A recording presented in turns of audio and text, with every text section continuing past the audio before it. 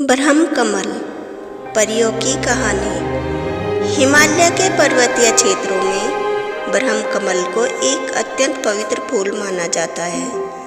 कहा जाता है ब्रह्म कमल परीलोक की एक अभिशप्त परी है। बहुत समय पहले की बात है। उस समय परीलोक की परियां धरती पर आती थी। यहाँ दिन भर विचरण करती थी और रात का अंधेरा होने से पहले वापस चली जाती थी। परियों को धरती की स्वच्छ साफ पानी की नदियाँ, झरने, बड़े बड़े तालाब और ऊंचे ऊंचे पर्वत बहुत अच्छे लगते थे। परियां हमेशा जंगलों में ऐसे स्थान पर आती थी जहाँ दूर दूर तक कोई आदमी न हो। परियां आदमियों से बहुत डरती थी और यदि उन्हें कोई आदमी दिखाई पड़ जाता था तो वे उसके पास आने से पहले उड़ जाती थी और वह स्थान छोड़ देती थी। इसके बाद वह किसी नए स्थान की खोज करती थी और फिर वहाँ आना आरंभ कर देती थी। परियों को धरती पर अनेक बार कई मुसीबतों का सामना भी करना पड़ा, लेकिन उन्हें धरती इतनी अच्छी लगती थी कि वे धरती पर आने का मोह छोड़ ही नहीं पाती थी और जब भी उन्हें अवसर मिलता वे धरती पर अवश्य आती थी। परीलोक की परियां तो पृथ्वी पर प्राय आती रहती थी, किंतु परियों की रानी ऋतंभरा पृथ्वी पर कभी नहीं आई और उसने अपनी बेटी नंदिनी को भी पृथ्वी पर कभी नहीं आने दिया।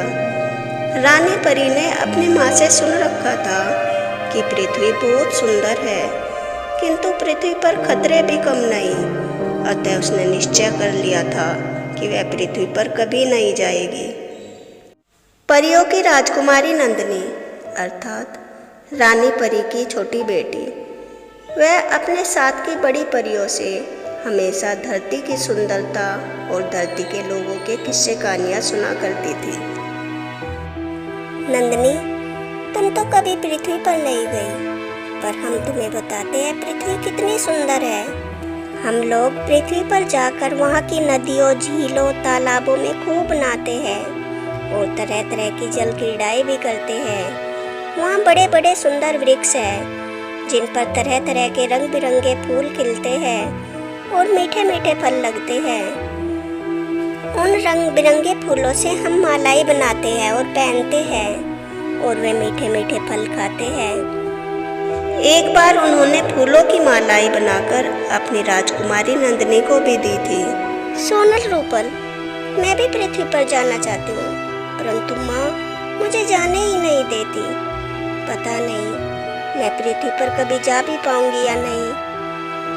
और नंदिनी जैसे जैसे बड़ी होती है उसकी धरती पर जाने की इच्छा बढ़ती गई और वह पृथ्वी पर आकर यहाँ के पहाड़, नदियाँ, झीलें, तालाब, झरने, पेड़ पौधे, फल फूल, जंगली जीव जंतु, पशु पक्षी आदि देखना चाहती थी और अन्य परियों के समान इनका आनंद लेना चाहती थी।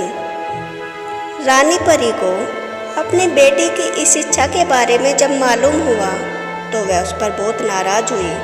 नंदिनी, हमने सुना है तुम पृथ्वी पर जाना चाहती हो। तुम्हारी पृथ्वी पर जाने की बहुत इच्छा है, लेकिन तुम वहाँ कभी नहीं जाओगी। पता है वहाँ कितने खतरे हैं। पृथ्वी पर राक्षस रहते हैं और वे परियों को बंदी बना लेते हैं और उन्हें खा जाते हैं। इसलिए आप पृथ्वी पर जाने के लिए कभी सोचना भी नहीं। और हाँ सैनिक परियों, जो परियां पृथ्वी पर जाती है उनका राजकुमारी से मिलना बंद कर दीजिए। और हाँ, राजकुमारी भी कभी उनसे न मिलने पाए। परियों की राजकुमारी कुछ समय तो रानी परी की कैद में अकेली रही, लेकिन जब उससे यह सहन नहीं हुआ तो उसने चुपचाप महल के बाहर निकलना और पृथ्वी पर जाने वाली परियों से मिलना आरंभ कर दिया। परियों की राजकुमारी अन्य परियों से इस तरह मिलती थी कि रानी परी को पता नहीं चलता था। सोनल रूपल, मुझे भी तुम अपने साथ पृथ्वी पर लेकर चलो। मैं भी पृथ्वी देखना चाहती हूँ। नहीं नहीं राजकुमारी नंदिनी, हम तुम्हें नहीं ले जाएंगे। रानी परी हमें मार ही डालेगी। परियों की राजकुमारी बहुत जिद्दी थी। वह अपने महल वापस आ गई और उसने अपने मन में पृथ्वी पर जाने की ठान ली। प्रातः काल का समय था। धरती पर आने वाली परियों ने अपने अपने पंख खोले और धरती की ओर उड़ चले। इसी समय परियों की राजकुमारी बाहर निकली और वह भी अपने पंख फैलाकर परियों के पीछे पीछे चल पड़ी। धरती पर जाने वाली परियों को उसका पता नहीं चला। परियां आगे आगे उड़ती रही और परियों की राजकुमारी चुपचाप उनका पीछा करती रही। परियों ने कभी कल्पना भी नहीं की थी कि राजकुमारी नंदिनी उनके पीछे पीछे आ रही है। वे अब धरती के बहुत पास आ गई थी। अचानक नंदिनी राजकुमारी को छींक आ गई। अरे ये क्या? राजकुमारी नंदिनी आप हमारे पीछे कैसे आ गई? नहीं नहीं, परीलोक वापस चलो। अब हम पृथ्वीलोक नहीं जाएंगे। नहीं नहीं सोनल रूपल, मुझे भी अपने साथ पृथ्वी पर लेकर चलो। और इसमें तुम्हारी कोई गलती नहीं। मैं अपनी मर्जी से यहाँ आई हूँ और मैं माँ को भी ये बता दूँगी कि इसमें तुम्हारा कोई हाथ नहीं है। मैं खुद अपनी मर्जी से यहाँ आई हूँ और माँ को तो पता भी नहीं चलेगा। हम थोड़ी देर में ही वापस चले जाएंगे और अगर तुम मुझे नहीं लेकर गई तो मैं अकेले ही पृथ्वी पर चली जाऊंगी। सभी परियां असमंजस में पड़ गई। वे जानती थी कि परियों की राजकुमारी बहुत जिद्दी है। वह बिना पृथ्वी पर पहुंचे वापस परीलोक नहीं जाएगी। अतः परियों की राजकुमारी को छोड़कर वे परीलोक नहीं जा सकती थी। राजकुमारी नंदिनी चलिए, परंतु हम कुछ देर रुककर ही परीलोक वापस लौट आएंगे। हाँ हाँ ठीक है, हम जल्दी ही लौट आएंगे। धरती पास ही थी, अतः कुछ ही समय में सभी परियां धरती पर आ गई। वे एक सुनसान जंगल में बड़े से तालाब के किनारे उतरी थी। यह स्थान बहुत सुरक्षित था। यहाँ परीलोक की सभी परियां प्राय आती रहती थी। अरे पृथ्वी कितनी सुंदर है। ऐसी सुंदर जगह आज से पहले मैंने कभी नहीं देखी। सभी परियों ने राजकुमारी परी के साथ स्नान किया और जल क्रीड़ाएं की और फिर वे परीलोक जाने के लिए तैयार हो गई। नहीं नहीं, मैं नहीं जाऊंगी। मैंने अभी पृथ्वी की सुंदरता का आनंद ही कहाँ लिया है। और फिर हाँ, माँ तो मुझे कभी नहीं आने देगी। अभी भी मैं छुप कर आई हूँ और माँ को पता चल गया तो वह मुझे कैद कर लेगी। इसलिए तुम सब जाओ, मैं अभी वापस नहीं जाऊंगी।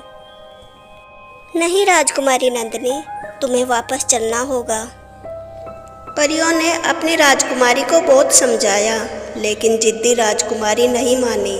परियां अकेले वापस नहीं लौट सकती थी। उसी समय वहाँ एक राजकुमार आ गया।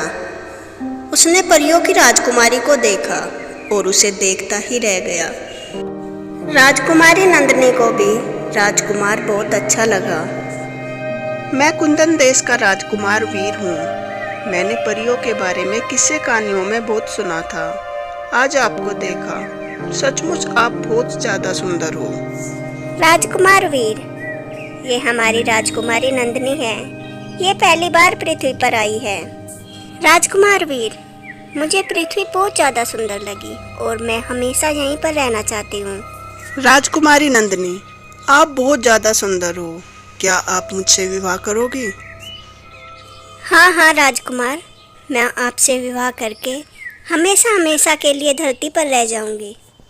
उधर परियों की रानी ऋतंभरा को पता चल चुका था कि उसकी बेटी बाकी परियों के साथ पृथ्वी पर गई है। उनके वापस न लौटने पर वह बहुत ज़्यादा चिंतित थी। इसलिए उसने अपने जादुई तारास्त्र से पता चलाया उसकी बेटी वह बाकी परियां कहाँ है। रानी परी, जहाँ पर राजकुमारी नंदिनी, राजकुमार और बाकी परी थी, वहाँ पर पहुँच गई। राजकुमारी और सभी परियों, मेरे साथ वापस परीलोक चलो। परी रानी, हम यहीं पृथ्वी पर रहना चाहते हैं। हम परीलोक कभी वापस नहीं जाएंगे। माँ, मैं राजकुमार से विवाह करना चाहती हूँ और बाकी परियां भी मेरे साथ पृथ्वी पर रहना चाहती है। रानी परी बहुत क्रोध में आ गई और उसने अपना तारास्त्र उठाया और उसने अपने तारास्त्र की चमक से अपनी बेटी राजकुमार व अन्य परियों को ब्रह्म कमल व अन्य फूलों में बदल दिया। हिमालय के पर्वतीय क्षेत्रों में जो ये ब्रह्म कमल पाए जाते हैं, ये सभी ब्रह्म कमल राजकुमारी परी और बाकी परियां हैं। ये ब्रह्म कमल बहुत ही पवित्र माने जाते हैं। ऐसी ही नई नई कहानियाँ सुनने के लिए मेरे चैनल को लाइक एंड सब्सक्राइब करें। Thanks for watching.